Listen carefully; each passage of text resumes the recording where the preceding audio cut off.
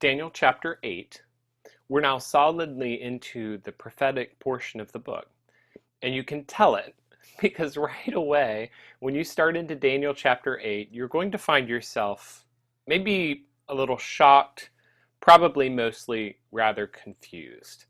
So let's try reading just at the beginning and let's get a sense of how Daniel chapter 8 starts. And then we'll start to think through some of the questions that we struggle with here.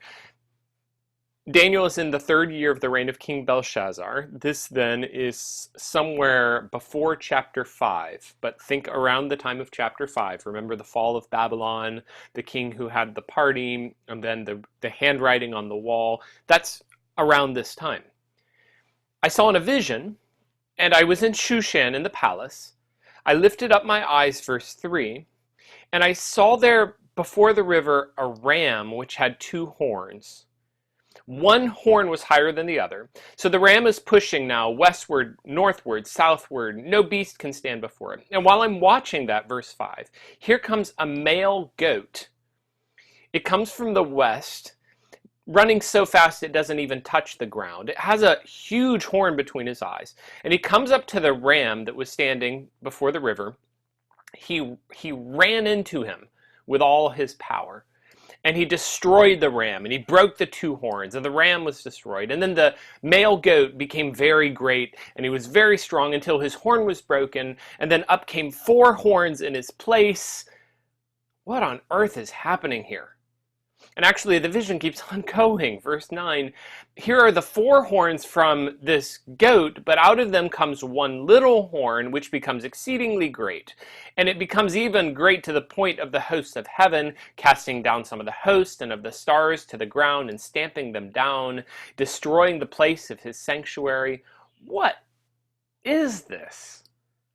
Incredibly thick pictures with... It's almost like symbolism on top of symbolism on top of symbolism. And anyway, you're just lost. So here, I'll give you, for starters, a little encouragement. And the encouragement is you're not the first person to be confused by this vision. In fact, the really great encouragement, the first person to be confused by this vision was Daniel. The end of the chapter, I, Daniel, fainted. I was sick for certain days. I rose up, I did the king's business, and I was astonished at the vision, but I did not understand it. And actually, this is the second time in the chapter. Earlier in the chapter, he says a similar thing. When he first receives the vision, what is this? I don't understand. And the angel gives him interpretation to understand some of it. And in fact, ironically, even after he received the interpretation of the angel, he still doesn't understand.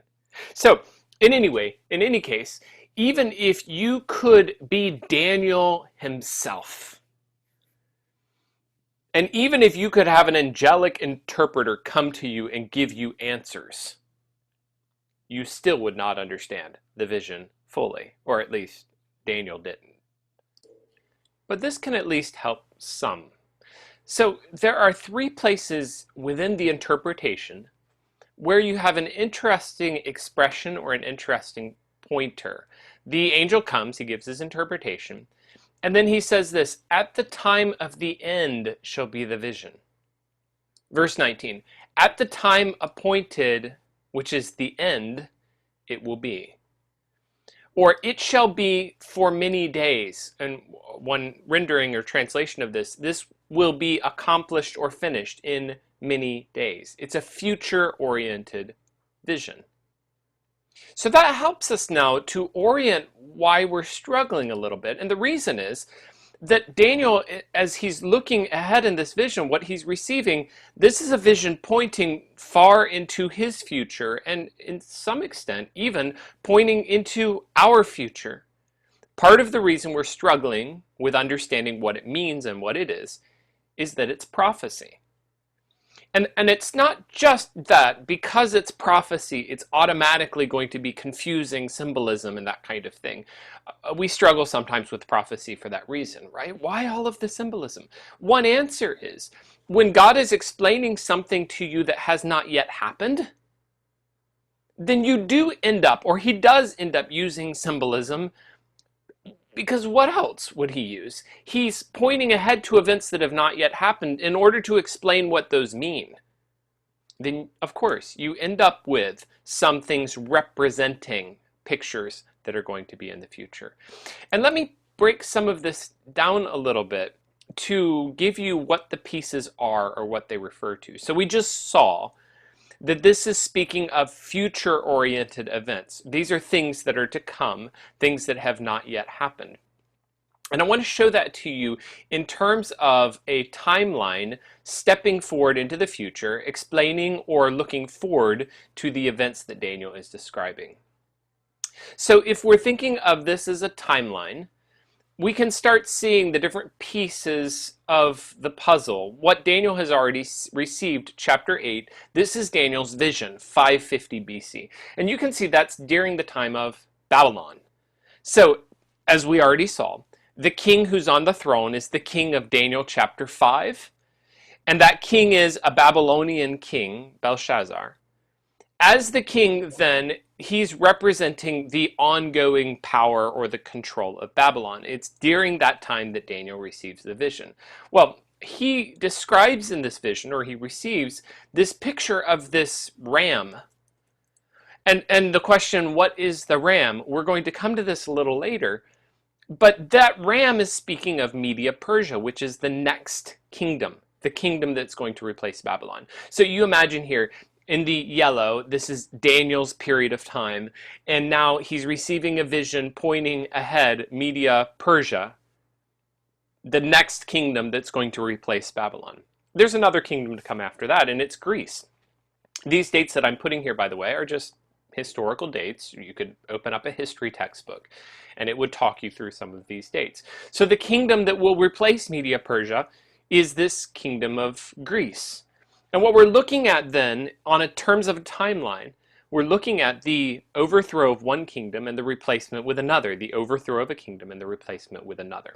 Now, you should ask a question here, or you could have a question here if you wanted to know.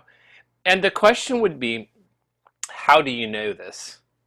What I'm arguing here is that the ram represents Media Persia, and the male goat represents Greece. And so did I just make that up? Like, I just kind of looked at the chapter and I just decided, well, I think that's what I want them to be, or something. Well, absolutely not. And the reason I know this is because you can keep on going in the chapter, and in verse 20, the angel tells you what these things mean. So look at the text here. Verse 20, the ram which thou sawest having two horns are the kings of Media Persia.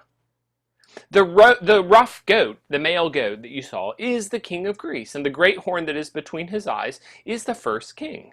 All right, so you have an interpretation here that gets you at least started identifying what these beasts are, and it makes it very clear. It's not just guessing, oh, I think that maybe this represents that, and maybe that, it's not guessing. I have an interpretation right here. In fact, this great horn that is between his eyes, he said it's the first king. Well, we have history here. Alexander the Great was kind of the founder of the Greek Empire, the beginning. He was the beginning of the Greek Empire, and he was the greatest king. He set the way. He opened this up. And when he died, his kingdom was in fact broken into four kingdoms. And each four successors that took over parts of his kingdom. Okay, so we have some pieces here that really help us, based on the interpretation of Scripture itself, identify what's going on here. And this allows us to do something that I've held off on all the way up until now, which is identifying the four kingdoms. You may have heard before that the great image way back in chapter 2, remember Nebuchadnezzar has the dream of an image with a head of gold, and you may have heard that that represents four kingdoms. And you may have heard a similar thing in chapter 7. You have four beasts, and so these are representing Babylon, Media Persia, Greece, Rome. Okay, so you hear those kinds of statements, and okay, maybe that's just some guy's view. Maybe this could be something else. Well, let me show you why we have biblical foundation for understanding these things that way. And I'll start off here with initially just the vision in chapter 2. So that vision of the head of gold, the chest of silver, the middle thighs of bronze, and the feet of iron of clay. In that vision, we actually have divine interpretation of one piece of the puzzle. I don't know if you remember what it was, but after Daniel gives the interpretation, he says to Nebuchadnezzar, "You are the head of gold." Or I think fair enough to say, Nebuchadnezzar was sometimes called he is the greatest king in the Babylonian Empire. And in fact, he reigned about half or more than half of the entire period of the Neo-Babylonian Empire. So some historians just say he basically is Neo-Babylon. Okay, so we can definitively say that that is Babylon, the head of gold that we're seeing in Daniel chapter 2, the first of the four kingdoms.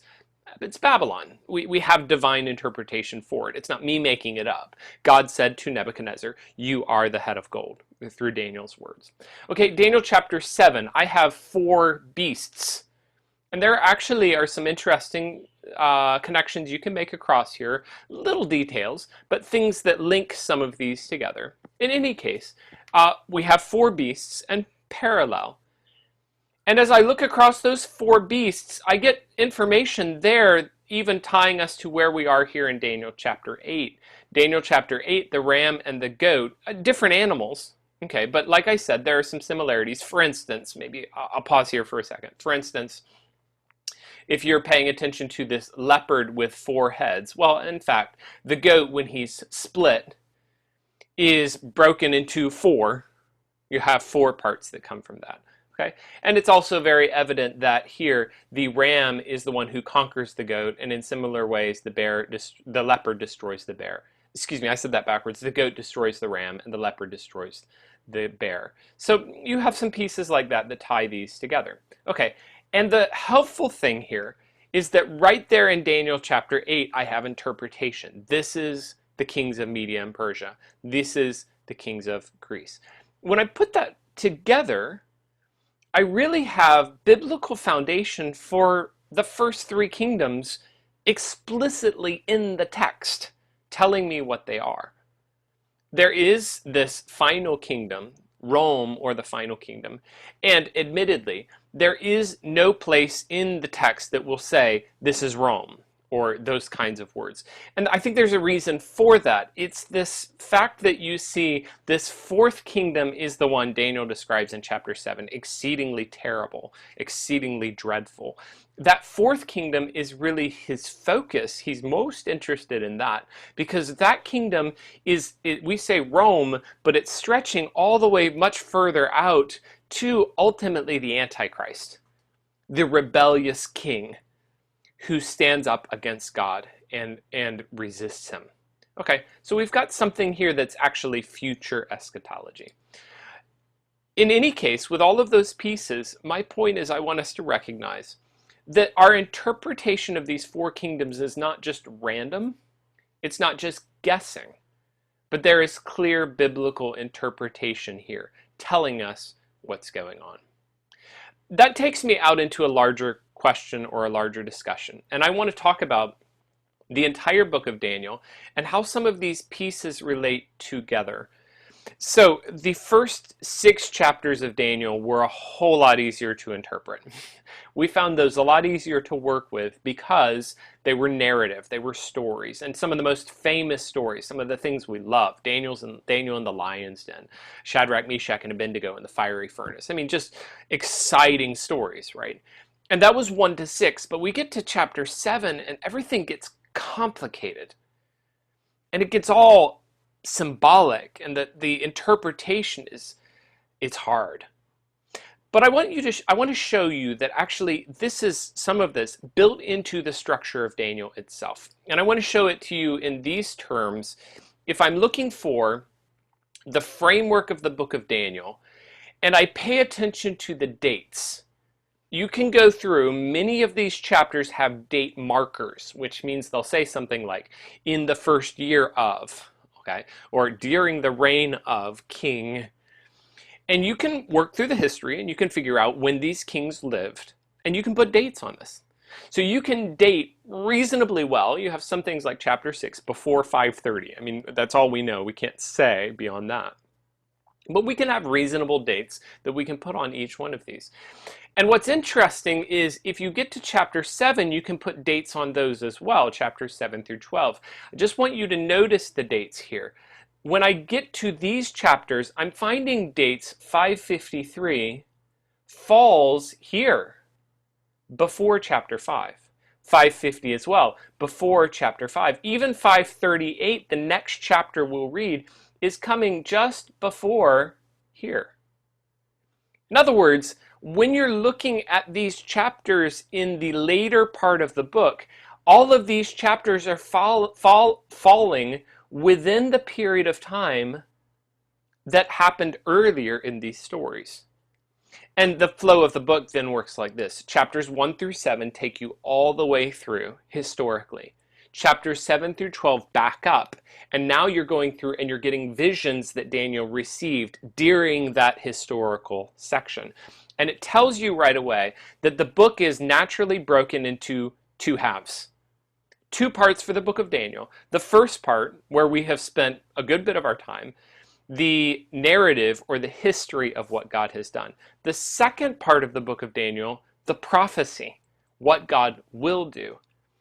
And that lets us create an overall framework for the book of Daniel, recognizing both God's sovereignty in the past and God's sovereignty in the future. This is a summary of all of the book with all of the dates and even the prophetic messages of each one of these, or kind of a summary of what's going on there. And you can see this picture. What I care about, the overall picture of the book, what I care about here, I want you to recognize this principle, the idea that Daniel chapters 1 through 6 give me God's sovereignty in the past. Daniel chapters 7 through 12 give me God's sovereignty in the future. And the sovereignty, or his expression of his sovereignty in both, shows me that God is in control. Whether we're talking about the past, whether we're talking about the future, it's the same God, and he's always in control. Here's another way of expressing in just maybe a visually simpler way. That whether you face, as Daniel and his friends did, the stories, the lion's den, the fiery furnace, whether you face those historical accounts, you see how God has delivered his people in the past. Or whether you face things that are still unknown, future questions. This is uncertain. What will happen? How will this develop? Where does this go? All of this is unknown. You discover how God will deliver his people in the future. But the good news is that the one thing that never changes here, it's how God delivers. How God delivers. He is sovereign in the past. He will be sovereign in the future. And the confession of the book of Daniel, and the confession of every person who responds in faith, is that we believe God has delivered, and we believe that he can deliver, that he will deliver, and that he is in charge. The last thing that we need to talk about then, before we finish, is this person we're introduced to in Daniel chapter 8. And we'll read here, starting with the discussion of Greece, Alexander the Great, this great famous historical figure. Then he suddenly dies and his kingdom is split in 4 parts. And so here, those 4 parts, the 4 kingdoms that are broken out, in one of those kingdoms, there's a king of fierce countenance, and he understands dark sentences. And his power shall be mighty, but not by his own power. And he shall destroy and prosper and practice and destroy the mighty and holy people. And through his policy also, he shall cause craft, let's say, deceit to prosper in his hand. He will magnify himself in his heart. And by peace he shall destroy many. And he shall also stand up against the prince of princes, but he will be broken without hand. So you're introduced to some specific figure, and if you followed what the passage said there, or the way it was explained, then you recognize that specific figure is particularly within the kingdom of Greece. It's later, So Alexander the Great, and then his kingdom is broken into 4 parts. It's one of those 4 parts. And then this kingdom, it says, he will even overcome against the prince of princes, stand against the prince of princes. So he's standing up against some kind of expression of God's control. In fact, earlier in the passage when he received the vision initially, then the vision included this, that he would break down the daily sacrifice, cast down the truth. So something here, taking away sacrifice, casting down the sanctuary, casting away truth. Something here during the time of the Greek Empire following Alexander. And I want to introduce you now to a figure that we will see more of as we go, later on, especially in Daniel chapter 11. His name is Antiochus Epiphanes. And in fact, exactly like what we have just said, later on in the Greek Empire, after Alexander is dead, then you have a king who is one of the kings in the four pieces of Alexander's empire. And Antiochus exalts himself. He's an incredibly crafty, intelligent, but in a broken kind of way, a wicked man. To the extent even that what you're looking at here is a fascinating record of some of the things he did and said. This is a coin made by Antiochus, and you can see the Greek words on the coin. If you could read those words, the coin says, King Antiochus, God manifest, bearer of victory. He offered himself as kind of a divine figure. And this is historical fact. All of this actually happened. In 170 BC, he murdered the high priest. It was only much later, 6 years and 4 months later, that Judas Maccabeus, a Jewish hero, cleansed the temple and rededicated it. Antiochus, during his time, had desecrated the temple, dishonored it, and had even intended that he would set it up as kind of a pagan temple for worshiping pagan gods. This isn't the temple that was built for the honor of God himself. And inside, instead, you have sacrifices of pigs, you have idolatry, you have blasphemy. Antiochus would particularly and on purpose find Jews and persecute them and force them to disobey the requirements of God's law. So this is the king we're talking about. He's an awful man, a horrible man. I just mentioned a moment ago that it was much later, about 6 years later, that Judas Maccabeus was able to cleanse the temple, cast out all of this, and recreate the sanctuary that God had intended. If you've heard of the holiday Hanukkah, Hanukkah commemorates that event. So it's even an event that you've heard of, or at least you've heard the holiday that celebrates this. 6 years later, after Antiochus did this, just a comment here that's incredible. If you look at the amount of time, 6 years, 4 months later, that's matching up to this prediction here. How long will this happen, Daniel wants to know. And the angel says 2,300 days. And then shall the sanctuary be cleansed. Antiochus did this, as I just said. He did these wicked deeds in 170 BC. And it was exactly this amount of time later, 2,300 days later, in 164 BC, December 14th, when Judas Maccabeus did exactly what he was supposed to, or what was prophesied he would do. So God's word has been fulfilled. What God said he would do, he did. And that would allow me to make one last point here, just to realize the significance of the prophecy. Actually, we'll just say the miracle of the prophecy. So if you're going back and you remember the framework I gave you earlier, I said, here is the whole picture across the prophecy of these events. And so Daniel's receiving a vision in 550 BC. That vision points ahead to the Median and Persian Empire.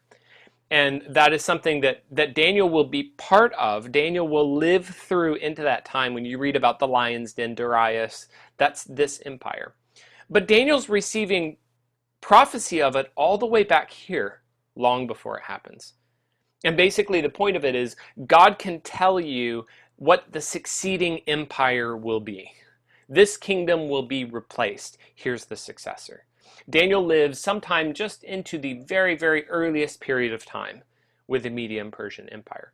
Okay, but it keeps on going because the vision, remember, in Daniel chapter 10 Daniel chapter 8, predicted not only the Median Persian Empire, but it pointed beyond.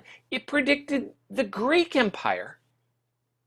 And that, in Daniel's case, is a solid 200 years beyond. So Daniel's receiving prophecy about an empire that won't even be there for another 2 centuries. And he predicts it by name. Not only that, but he predicts the abomination.